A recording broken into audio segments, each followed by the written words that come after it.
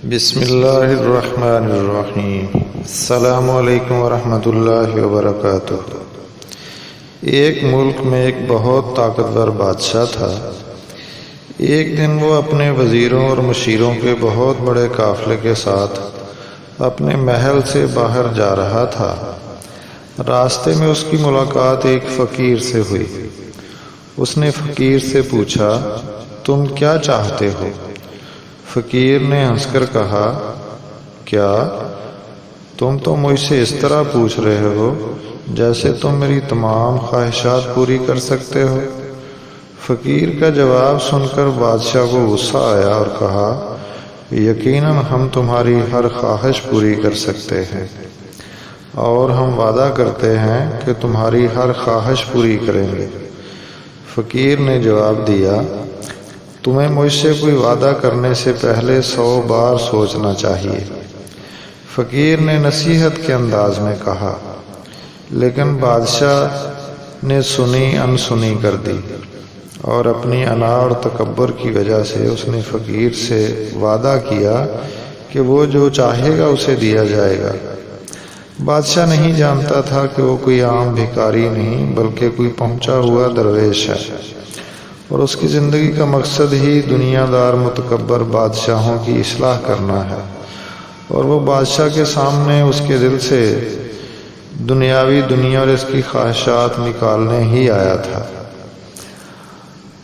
اب فقیر کی باری تھی کہ وہ کسی خواہش کا اظہار کرتا ہے۔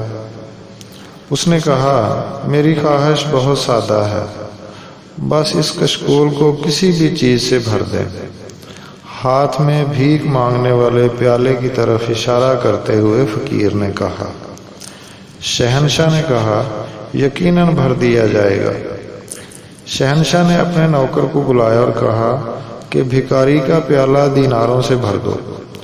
نوکر نے کچھ دینار لے کر پیالے میں ڈالے، اور پیالے میں ڈالتے ہی وہ دینار پیندے سے غائب ہو گئے۔ نوکر مزید دینار کشکول میں ڈالتا رہا، لیکن سب غائب ہو گئے، اور بھیک مانگنے والا کٹورا خالی کا خالی رہا۔ بادشاہ نے نوکروں سے کہا کہ شاہی خزانے سے ہیرے جواہرات لے آؤ۔ وہ لائے اور فقیر کے پیالے میں ڈالتے رہے، یہاں تک کہ بادشاہ کا سارا خزانہ خالی ہو گیا، لیکن بھیک مانگنے کا کٹورا اب بھی خالی سا لگتا تھا۔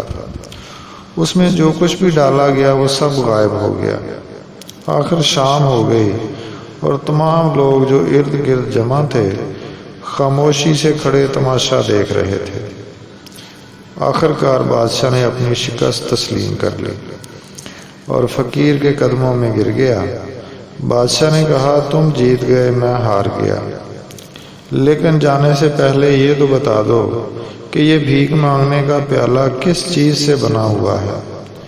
فقیر نے جواب دیا کہ بادشاہ سلامت، یہ پیالہ انسانی خواہشات کی مٹی سے بنا ہے۔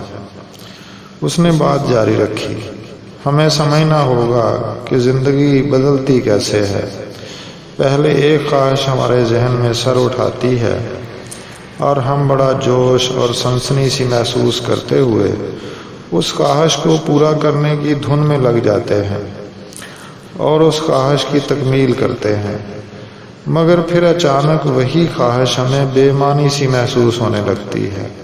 مگر پھر کیا؟ ایسے میں ایک اور خواہش آپ کے ذہن پہ حاوی ہو جاتی ہے، اور اس طرح آپ ایک خواہش سے دوسری خواہش کے چکر میں پڑ جاتے ہیں۔ ہم سب اپنی ان خواہشات میں اس قدر مدہوش ہو جاتے ہیں کہ ہمیں اپنے ظاہر و باطن کی حقیقت کی بھی کچھ خبر نہیں رہتی، اور خواہشات کا برتن ہے کہ بھرنے کا نام ہی نہیں لیتا، اور آخر کار قبر کی مٹی اس خالی کشکول کو بھرتی ہے۔ ہزاروں خواہشیں ایسی کہ ہر خواہش پہ دم نکلے۔ اپنا خیال رکھیے گا۔ اللہ حافظ۔